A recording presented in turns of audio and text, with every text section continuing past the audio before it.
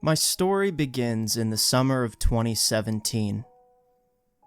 I had been working towards my dream position at work for over 10 years, and finally felt it within my grasp.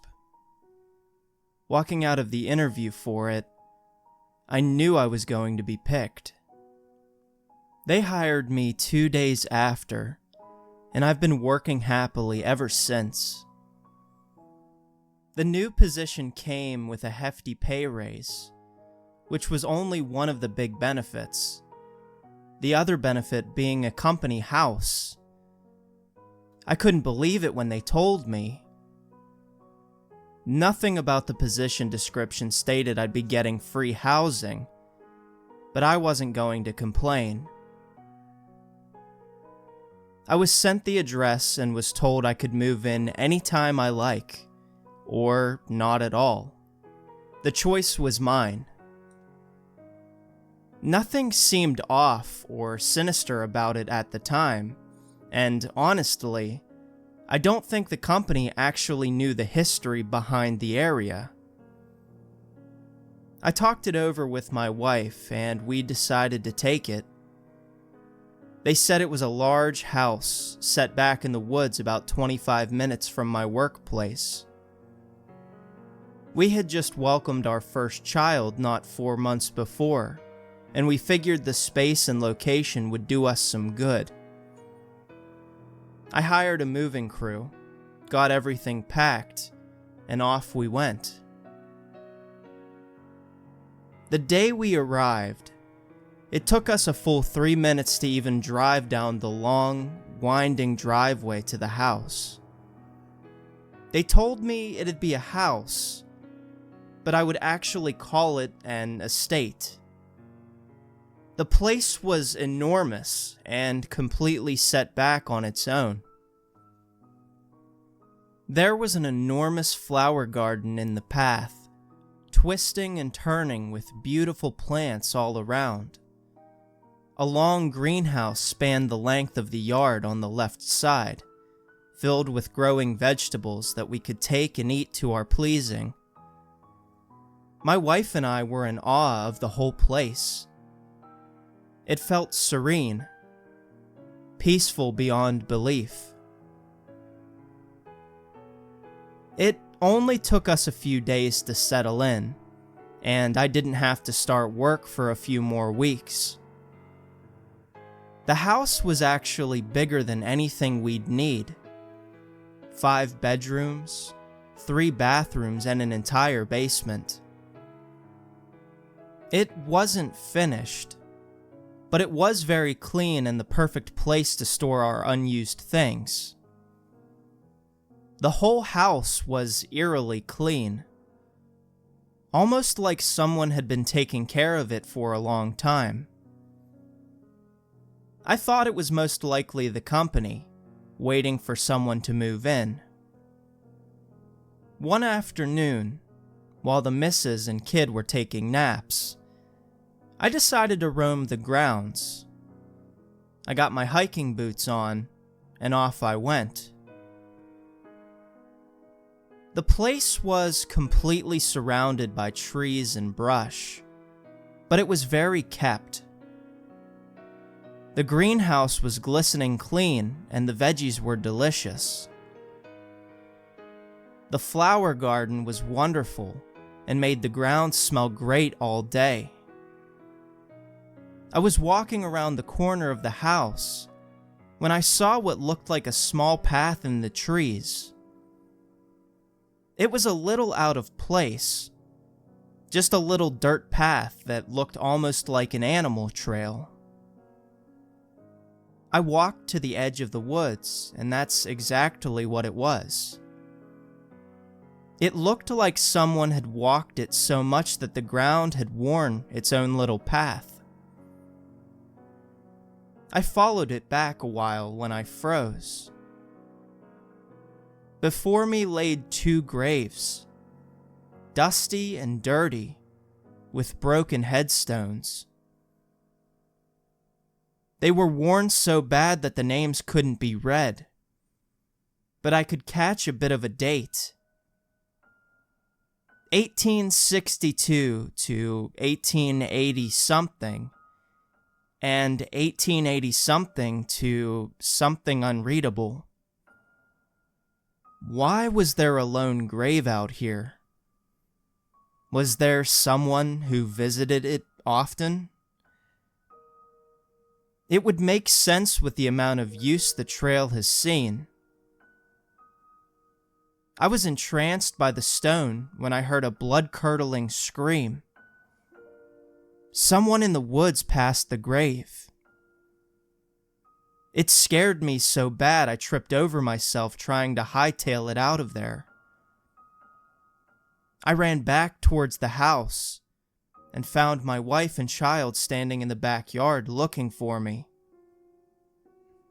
"What's wrong? Why do you look like you just saw a ghost?" They hadn't heard the scream, apparently. I wasn't going to make matters worse and scare them too.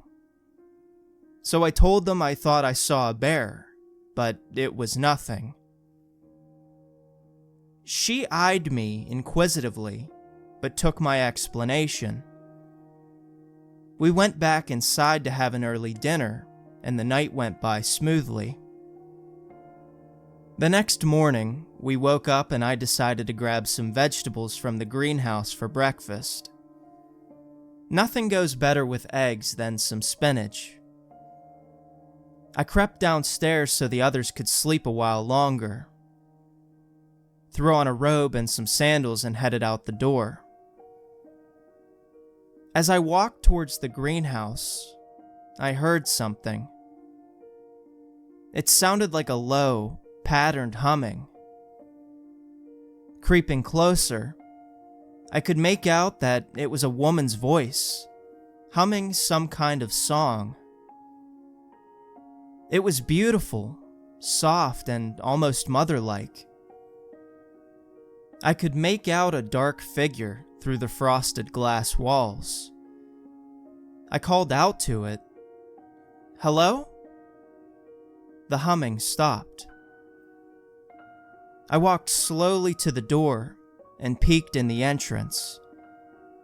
Inside, I saw a filthy, ragged old woman looking blankly now at the produce before her. I took a step inside, and she cracked her head in my direction, peering through me. She looked like she wanted to murder me. I couldn't move. I couldn't speak. I just froze. She screamed. The same scream I heard the day before. I winced and closed my eyes, and before I knew it, the screaming stopped. She was gone. Not a trace left that she was ever there.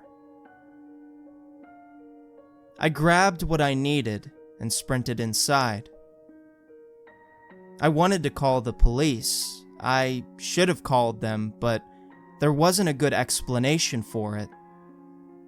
I didn't want to seem like a lunatic. I've heard the horror stories of getting put into psych wards against your will. No thanks to all that. I decided to brush it off. Maybe I was still stuck dreaming or something.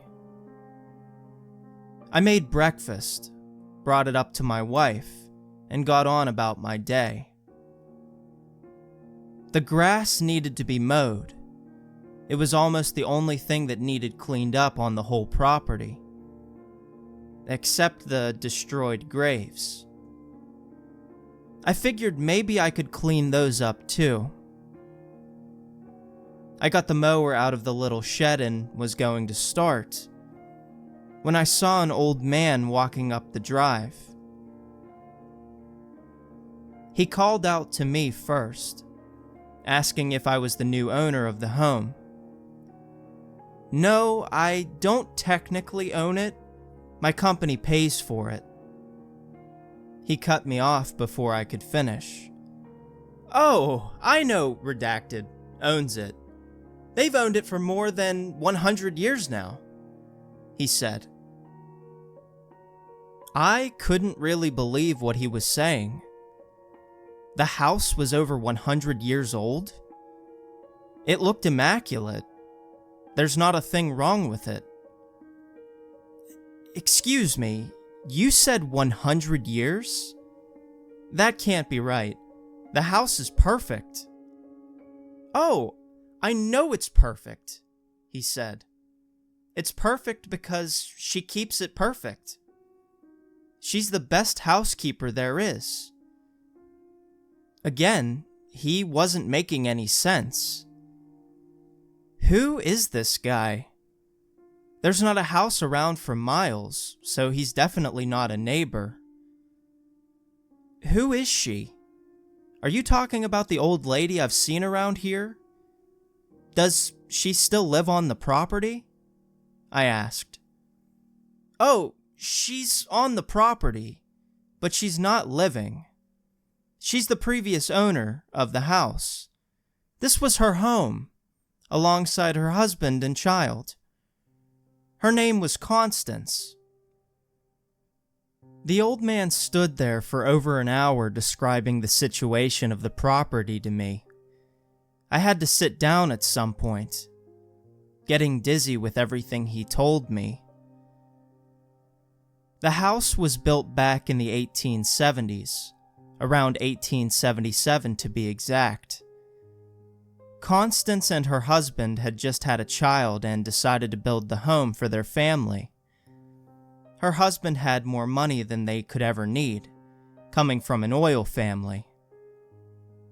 They had an amazing life, until a rival oil family paid a hitman to take him out. One day, while Constance was out of the home, men came and burned down the house with the same oil her husband made his life off of, killing both her husband and her young child. Constance came back home to a destroyed life, shattered forever. She was so distraught that she decided to join her beloved family and killed herself in the ashes of her home. Others happened upon the family days later and decided it must have been a freak accident. They buried the husband and child, but could never find the body of his wife, Constance. Over the years, people forgot about the incident, and no one paid any attention to the property. Somehow, the house was reconstructed, piece by piece to its original glory, by Constance. Her soul torn in two, anchored to the place she loved more than anything. That's who I was seeing around the property. She was angry still that others would take up residence in her home. Apparently, sometime in the 1970s, my company found the property and was able to buy it from the state. They paved the driveway into the woods, straight to the perfect home. I thanked the man for his story and set myself on a mission. I was going to show Constance that we would cherish her home just as much as she did. I went out and bought some masonry materials and supplies. I waited until later in the evening and went out to the graves. I hadn't ever done much like this, so I had to learn a bit online before I tried. But I started to clean up the gravesite and put the headstones back into their places. As I got to the second stone, I heard the scream. This time, it was much closer. I looked past the site, out into the woods, and saw Constance. She looked angry, almost floating there, her hair suspended in the air. It's like she didn't know what I was doing out there. Like she thought I was there to destroy what was left of the headstones. She started to walk towards me, then started sprinting. It was terrifying. I braced for what was to come, not knowing what would happen, when my wife and kid came through the trees. Constance stopped cold. She looked confused. My wife came up to me, kissed me on the cheek, and gave me our child. We stood there for a while. I don't think they could see her, but I did. I could see her demeanor change. She could see how happy we were, and then she looked down to see that I was actually trying to restore her family's headstones. I gave my kid back to my wife, fixed up the second stone, and looked up. Constance had changed. She looked beautiful, nothing like before. She had long blonde hair, flowing past a stunning maroon silk dress. This was the actual Constance, the one that loved her family and home just as much as I do mine. She nodded at me and turned, walking into the dense woods. I wish I could tell you that's how it ended, but it's not. I thought that maybe the nightmare of my story would be Constance, but it wasn't. It's not even close to what happened a few weeks later. When you're a parent, you do anything for your kid and your wife. I know that. Constance knew that. That's why she stayed on the property. She wanted to look after her family and home as long as she could. I would do that same, I have to say. Anyways, after I had the last encounter with Constance, things were amazing for a few weeks. The job was going well. The home was working out perfectly, and I would see Constance occasionally around the property. Sometimes humming in the garden, sometimes checking on us through the large family room window. Never creeping, always just on the edge of the woods. It was nice, actually. I felt like we were doing right by her. She was wronged, and it's the least we could do to help her find peace. One night after work, I came home to find the front door cracked open. Nothing too alarming. I'm sure it just blew open a bit. I walked in, and things were very quiet. No clinking in the kitchen. No TV in the living room. Nothing. I put down my things and walked into the dining room. The table was almost set, but things were missing. As I walked around the table, I found my wife. She was out cold on the floor. I yelled for her, but she wasn't waking up. That's when I heard our child. I heard them crying upstairs, and some frantic shuffling in the same room. I lunged up the stairs and swung down the hallway into the room. I stood in the doorway to find a masked man holding my child, halfway out the window. He took one look at me and jumped out onto the first floor roof. I ran immediately to the window as the man fired a few shots behind him towards me. I ducked back inside, then peeked and saw him running around the backside of the house. I hurried back downstairs to chase him, my heart beating in my throat like a drum. I made it out of the front door when I heard another shrill, blood-curdling scream. This time, though, it was not Constance.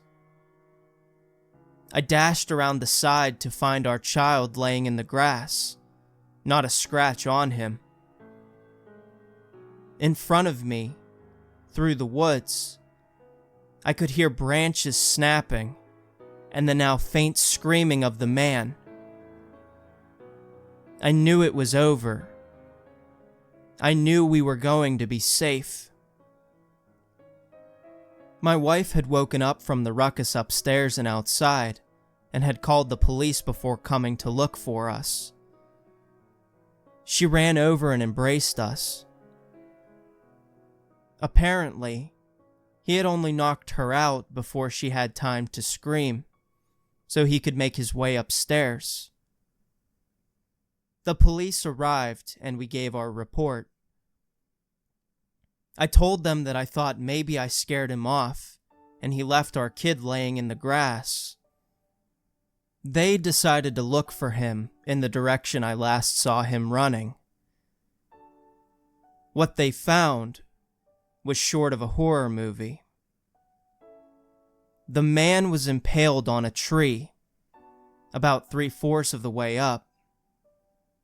He had burns all over his body, like he'd been thrown into a blazing house fire.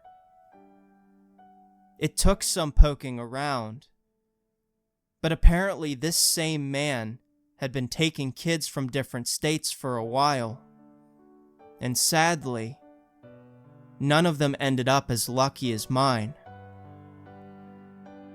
The police ruled us out as suspects in his murder, but I'm not so sure they even looked that hard into it. He got what was coming to him, in their eyes. As night drew nearer, the police wrapped up and asked us if we would be okay, or if we wanted one of the officers there for the night. I started to think about it when I gazed past the cruisers. There was Constance, at the edge of the woods, her hands looking decrepit and almost claw-like. They quickly went away, looking completely normal. She looked at me, smiled and nodded, then walked back into the woods. I told the officers I think we would manage fine. Things have been great now. It's been years since the incident, and there hasn't been anything major again. There was the time a rabid dog found its way to the property as our child was playing outside, but I'm not sure what happened with it. They just came back to the house after playing and told my wife and I that Constance helped them with a mean doggy today, and she wasn't going to let the dog hurt them. We smiled and got set to making dinner. We go out to the graves often, clean them up and plant different flowers. I built a nice bench for us and Constance, so she can spend as much time as she wants there. I was going to have the gravestones professionally refurbished, but she doesn't seem to like others out at the site. It makes her a bit angry, and I start to see the old Constance. And let me tell you, I don't think I want to be on her bad side again.